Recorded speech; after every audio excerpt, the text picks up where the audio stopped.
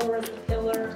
They painted that one an orange color, right? So I can't imagine teaching an architecture class with slides in a darkened classroom. So much of the knowledge that gets generated in this course is through our interaction with our environments, to see the light, to feel the climate, to hear the sounds, to experience and record how does the house interact with or shield itself from the city of which it's a part. A lot of these houses are so famous now that it's kind of hard to imagine people ever actually living in them. And so a lot of what we've talked about in this class is how these homes have been designed for people and for life. I knew that there would be plenty of opportunities to really map out a very tightly circumscribed history of modernism with international style architecture as influenced through the visionary work of Frank Lloyd Wright. So pretty much every architect we focus on in some way or another is connected to Wright and his time in Los Angeles.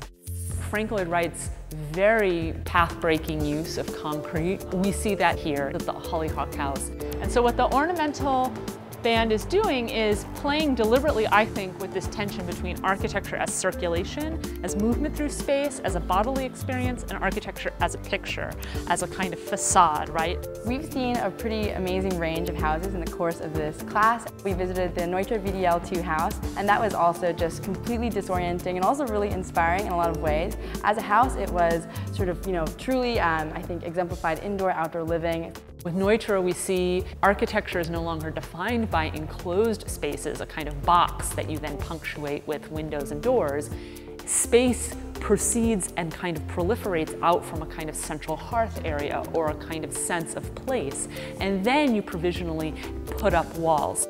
As you walk through the house, you get the sense that there is a way that you should be experiencing the house, and you sort of change your lifestyle a little bit to match the house. And I think in that way, it's amazing to see how architecture can provide different options for living and also restrict different options for living as well.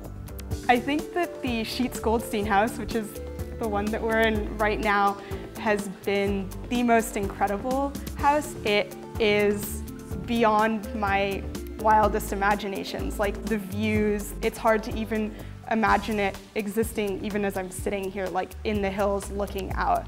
I think really this course has taught me that every house that you see, every building, sort of different decorative elements, all of them are part of a larger movement of architecture and also a larger sort of philosophy of living in general.